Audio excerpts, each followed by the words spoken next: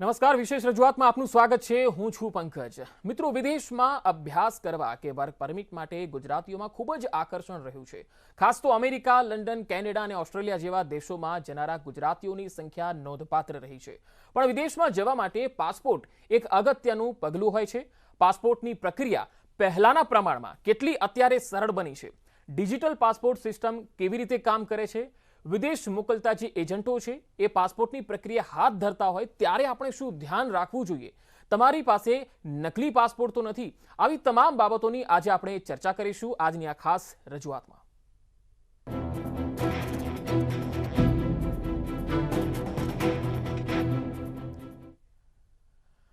તો આજે આપણે વાત કરીશું કે પાસપોર્ટની ડિજિટલ પ્રક્રિયા કેટલી સરળ છે, પાસપોર્ટ કઢાવતી વખતે કેવા ડોક્યુમેન્ટની જરૂર પડે છે અને નકલી પાસપોર્ટને બનતા અટકાવવા માટે પાસપોર્ટ વિભાગ અમદાવાદનું ક્ષેત્રીય કાર્યાલય છે એ પોલીસ સાથે રહીને કેવી રીતે કામ કરે છે। આપણી સાથે રિજનલ પાસपोर्ट ऑफिसर अहमदाबाद रेन मिश्रा अपनी साथ जुड़ा है। मिश्रा सर, आपका स्वागत है न्यूज़ 18 गुजराती में। सबसे पहले तो सर ये आपसे पूछना चाहूँगा कि पासपोर्ट बनाने के लिए गुजरात में से कई लोग विदेश में जाते हैं तो पासपोर्ट की बहुत सारी अपॉइंटमेंट रोजाना आती होंगी। तो पहला सवाल तो मेरा यही है कि पासपोर्ट के लिए अहमदाबाद क्षेत्रीय कार्यालय किस प्रकार से काम करता है? जी देखिए, हमारा जो अहमदाबाद का क्षेत्रीय पासपोर्ट कार्यालय है, इसका जो जुरिस्डिक्शन है वो गुजरात के 27 ज़िले हमारे उसमें आते हैं क्षेत्राधिकार में, और यूटी दीव जो है वो भी हमारे क्षेत्राधिकार में है। तो हम 4 हमारे पासपोर्ट सेवा केंद्र हैं, 2 अहमदाबाद में है, 1 वडोदरा में है, 1 राजकोट में है, और साथ ही साथ 19 हमारे पोस्ट ऑफिस में पासपोर्ट सेवा केंद्र खोले गए हैं, जो अलग अलग जिला के जो हेड पोस्ट ऑफिस हैं उनके अंदर हमने खोले हुए हैं। तो इनके माध्यम से हम आवेदकों को सेवा देते हैं। और पर डे की बात करें तो अभी जो हमारा एवरेज एप्लीकेशंस का है वो 3000 के आसपास हमें अपने क्षेत्राधिकार में एप्लीकेशन प्राप्त होती हैं पर डे। ओके, फिलहाल तो विदेश मंत्रालय और उसके अंतर्गत आने वाले जो कार्यालय हैं वो आज़ादी का अमृत महोत्सव के सप्ताह की सेलिब्रेशन भी हो रहा है, तो इसमें कौन कौन से कार्यक्रम होते हैं? आज़ादी का अमृत महोत्सव वैसे तो पूरे साल मनाया जा रहा है। माननीय प्रधानमंत्री जी ने पिछले वर्ष 12 मार्च को इसका शुभारंभ किया था, क्योंकि ये हम आज़ादी का 75वां वर्ष मना रहे हैं। अपने जो हमारे स्वतंत्रता संग्राम आंदोलन था उसको हम याद कर रहे हैं, अपने संकल्पों को दृढ़ कर रहे हैं। इसी क्रम में हमने पूरे वर्ष कुछ कार्यक्रम किए थे, जैसे स्वच्छता अभियान चलाया था, लोगों को जागरूक किया था। लेकिन ये हमारा जो ये सप्ताह है 21 से 27 फरवरी का, ये विशेष रूप से विदेश मंत्रालय और उसके सभी कार्यालय, उसके दूतावास मना रहे हैं। इसमें हम कुछ गतिविधियां चला रहे हैं, जैसे कि हम लोगों को पासपोर्ट के बारे में जागरूकता अभियान चला रहे हैं। हम एक पदयात्रा निकाल रहे हैं, 23 तारीख को हमारी पदयात्रा होगी जो गुजरात विद्यापीठ से साबरमती आश्रम तक होगी। हमारे जो ऐतिहासिक स्थल हैं उन पे जाने का हमारा प्लान है। इसके बाद हम लोग एक वृक्षारोपण का कार्यक्रम रख रहे हैं, निबंध प्रतियोगिता है, और उसके बाद हमारी 27 तारीख को हम एक सांस्कृतिक संध्या का आयोजन कर रहे हैं, जो कि भारतीय सांस्कृतिक संबंध परिषद के सहयोग से हम आयोजित कर रहे हैं। वो भी विदेश मंत्रालय का ही एक अंग है। ये सब कार्यक्रम हम इस आज़ादी का अमृत महोत्सव सप्ताह में कर रहे हैं। बिल्कुल सर, आपने ये भी बताया कि जागृति कार्यक्रम भी आप मना रहे हैं, तो मुझे सबसे पहले मेरा बहुत ही अहम सवाल यही है कि पासपोर्ट बनवाने के लिए पहले जो प्रक्रिया थी और अभी जो प्रक्रिया है उसमें आप क्या बदलाव देख रहे हैं? पहले क्या था और अभी क्या एकदम इजी हुआ है? जी बिल्कुल, बदलाव बहुत बड़ा बदलाव है, और इसको सबसे ज़्यादा जो अनुभव किया है वो सबसे तो ज़्यादा आवेदकों ने अनुभव किया है, आम जनता ने अनुभव किया है, और उसके बाद हमने भी अनुभव किया है। पहले की प्रक्रिया पूरी तरीके से मैनुअल थी, एप्लीकेशन फॉर्म होते थे, बड़ी लंबी लाइनें होती थी, अपॉइंटमेंट नहीं मिलता था, बहुत सारी समस्याएं थीं।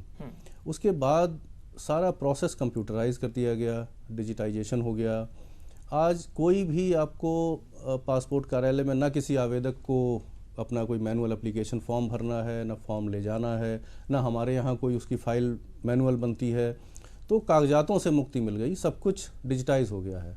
और जो पासपोर्ट के आवेदन की प्रक्रिया है वो भी पूरी तरीके से ऑनलाइन हो गई है। हमारे जितने भी आवेदक हैं सब ऑनलाइन, हमारी वेबसाइट है उस पर जाके आवेदन कर सकते हैं। फ़ी पेमेंट का सिस्टम डेबिट कार्ड से है, क्रेडिट कार्ड से है, इंटरनेट बैंकिंग से है, अपना फ़ी पेमेंट करें, ऑनलाइन अपॉइंटमेंट लें। अब कोई ये नहीं कह सकता कि अपॉइंटमेंट नहीं मिल रहा, अपॉइंटमेंट बहुत दिनों के बाद का मिल रहा है, कोई उसको बरगला नहीं सकता कि आपको हम अपॉइंटमेंट जल्दी दिला देंगे। बड़ी ट्रांसपेरेंट व्यवस्था है, अपॉइंटमेंट अवेलेबल है, रिलीज़ होते हैं जैसे जैसे आपको जब कन्वीनियंट है, आपको जब अपॉइंटमेंट चाहिए आप तब के अपॉइंटमेंट के लिए अप्लाई कर दें, आपको अपॉइंटमेंट मिल जाएगा। नहीं मिलता है तो उसके बाद जब भी अवेलेबल स्लॉट है तब आपको मिल जाएगा। तत्काल अपॉइंटमेंट के लिए भी व्यवस्था है, आप तत्काल में लेना चाहते हैं तत्काल में आपको तुरंत अपॉइंटमेंट मिल जाएगा पासपोर्ट के लिए। सो ये हुआ आवेदक के पॉइंट ऑफ व्यू से। अब जो पासपोर्ट कार्यालय के लिए है, हमारे लिए भी इससे प्रक्रियाएं बहुत आसान हो गई, क्योंकि हमें जो मैनुअल एप्लीकेशन फॉर्म थे उनकी स्क्रूटनी करना, फिर उसमें बहुत टाइम लगता था, फिर वो मैनुअल पुलिस वेरिफिकेशन भेजते थे हम लोग सभी पुलिस थाने में, पुलिस जो हमारे डिस्ट्रिक्ट पुलिस हेडक्वार्टर्स हैं। अब वो प्रक्रिया भी पूरी तरीके से कंप्यूटराइज है। जब हम एप्लीकेशन ग्रांट करते हैं किसी भी आवेदक की, तो ऑटोमेटिकली कंप्यूटराइज सिस्टम से उसका police verification district police headquarter में चला जाता है। तो वो जो जाती थी वहाँ पे पुलिस वेरिफिकेशन फिर होके आती थी, फिर उसकी एंट्री करके फिर पासपोर्ट का निकाल करो, वो सब कार्यक्रम ख़त्म हो गया। तो इससे एक तो प्रक्रिया बहुत आसान हो गई, प्रक्रिया बहुत तेज हो गई और बहुत ही पारदर्शी हो गई। बिल्कुल, मतलब पूरी प्रक्रिया अब पारदर्शी हो गई है और बहुत ही बेहतरीन हुई है। अब इसमें मुझे ये सवाल अभी जानना है कि अभी पासपोर्ट किसी को अगर निकलवाना है, आवेदक है, तो उसको कौन कौन से डॉक्यूमेंट्स चाहिए? क्या पहले जो डॉक्यूमेंट्स चाहिए थे उससे अब कम हुए हैं या ज़्यादा हुए हैं? हाँ, डॉक्यूमेंट्स के बारे में इसमें बहुत सरलीकरण किया गया, सिंप्लीफिकेशन किया है मिनिस्ट्री ने, समय समय पर रिव्यू करते रहते हैं। तो जैसी आवश्यकताएं होती हैं उसके हिसाब से एक तो प्रमुख चीज़ ये है कि पहले आप देखते होंगे कि बहुत सारी चीज़ों के लिए एफिडेविट लिए जाते थे। तो माननीय प्रधानमंत्री जी के निर्देश के अनुसार अब एफिडेविट्स लेना सामान्य मामलों में बंद कर दिया गया है। सभी आवेदकों से केवल सेल्फ डिक्लेरेशन ली जाती है और जो भी दस्तावेज वो देते हैं वो सेल्फ अटेस्ट लिए जाते हैं। अब बात है कि दस्तावेज कौन कौन से ज़रूरी हैं पासपोर्ट के लिए। पासपोर्ट बनवाने के लिए किसी भी आवेदक को, किसी भी व्यक्ति को एक तो अपना जन्म तिथि का प्रमाण देना होता है, उसका कोई उसको आधार चाहिए, हमें कोई उसका दस्तावेज चाहिए, उसका पहचान का दस्तावेज चाहिए, और इन दो दस्तावेजों के अलावा उसका एक निवास का, यानी कि वो कहाँ रह रहा है, उसका जो वर्तमान पता है उसका एक हमें प्रमाण चाहिए होता है। बस इतने ही दस्तावेजों की ज़रूरत होती है सामान्य मामलों में। विशेष मामलों की बात करेंगे, जैसे अडॉप्शन है, कोर्ट केस हैं, उनमें कुछ कुछ अलग दस्तावेजों की भी ज़रूरत होती है। बिल्कुल। तो ऑनलाइन जो वेबसाइट है वो कौन सी वेबसाइट है जिस पे आवेदक ऑनलाइन ही सब दस्तावेज जो हैं वो जोड़ते हैं? जी बिल्कुल, हमारी जो वेबसाइट है, ये बहुत महत्वपूर्ण बात है। आपके माध्यम से मैं आपके सभी दर्शकों को बताना चाहता हूँ कि जो हमारी असली वेबसाइट है, ऑथेंटिक वेबसाइट है, वो है passportindia.gov.in। यही हमारी ऑथेंटिक वेबसाइट है। इसी वेबसाइट पे हमेशा जाना चाहिए अपने पासपोर्ट आवेदन के लिए। इसके अलावा ऐसा भी देखा गया है कि बहुत से लोग इससे मिलते जुलते नाम की बहुत सी फर्जी टाइप की वेबसाइट बनाई गई हैं, या जो लोगों को ठगने के लिए वेबसाइट बनाई गई हैं, उन पे चले जाते हैं। इनसे मिलते जुलते नाम होते हैं। यहाँ पे ध्यान रखने वाली बात यह है कि वैसे भी एक सामान्य जानकारी की बात बता दूं कि .gov.in ये हमारा जो भारत सरकार का डोमेन है, URL में ये डोमेन होता है। इसी तरीके से .nic.in ये सरकारी हैं। जब आप इसको देखेंगे तो आपको मालूम पड़ेगा कि ये सरकारी वेबसाइट है। इसके अलावा जैसे पासपोर्ट सेवा .in बना लिया किसी ने applypassport.com बना लिया, ये सब वेबसाइट्स हमारी आधिकारिक वेबसाइट्स नहीं होती हैं। तो आपको जो मैंने वेबसाइट बताई www.passportindia.gov.in, उस पर आप जाएंगे तो वहाँ पे आपको मेनू मिलेगा जिसमें यूज़र रजिस्ट्रेशन कर सकते हैं। यूज़र रजिस्ट्रेशन में आपको कुछ बेसिक इन्फॉर्मेशन देनी है, उसके बाद आप अपना पासपोर्ट आवेदन आराम से कर सकते हैं, और उस पर फीस पेमेंट से लेके अपॉइंटमेंट बुकिंग सब चीज़ आपको उपलब्ध है। अच्छा सर, अब ये बताएं कि अगर किसी आवेदक ने एप्लीकेशन कर दी है ऑनलाइन, उसके बाद में कितने दिनों तक वो पासपोर्ट बन के रेडी हो जाता है? वो कितने दिन तक ये प्रक्रिया चलती है?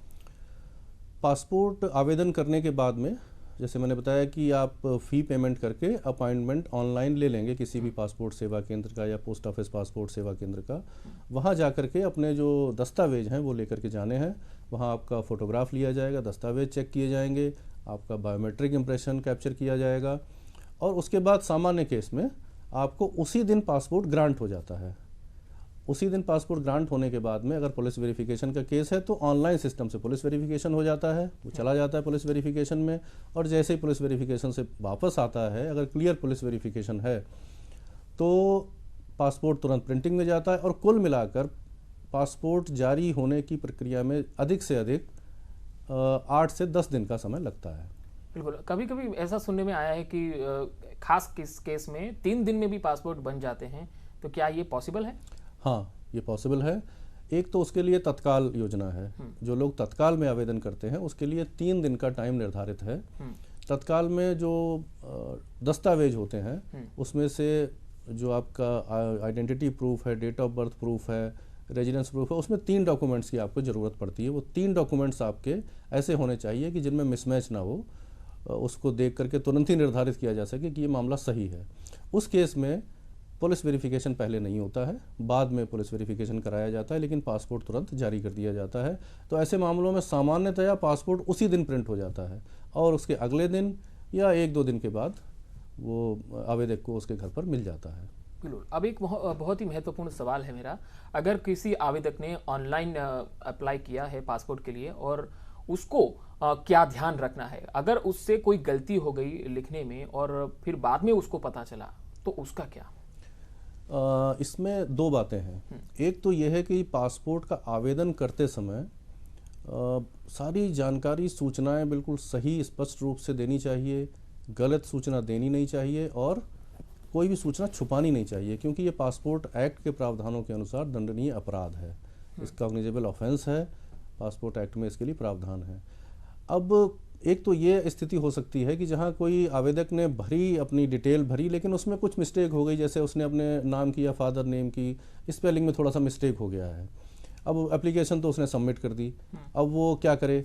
उसके लिए चिंता करने की ज़रूरत नहीं है। जब वो पासपोर्ट सेवा केंद्र में जाएंगे तो वहाँ पे अपनी इस बात को बताएंगे कि ये मेरे से भरने में इसमें गलती हो गई है, ये स्पेलिंग थोड़ी सी गलत है, या मेरा प्लेस ऑफ बर्थ थोड़ा गलत लिख गया है, जैसे गांव का नाम ठीक लिखा लेकिन ज़िला गलत लिख दिया, तो ज़िला अगर गलत लिख दिया है तो वहाँ बताएंगे, या अपने नाम की स्पेलिंग में मिस्टेक है तो बता देंगे कि ये मुझसे गलती हो गई है, तो हम पासपोर्ट सेवा केंद्र में उसे सुधार करने का हमारे पास प्रावधान है, हम उसको सुधार कर देते हैं।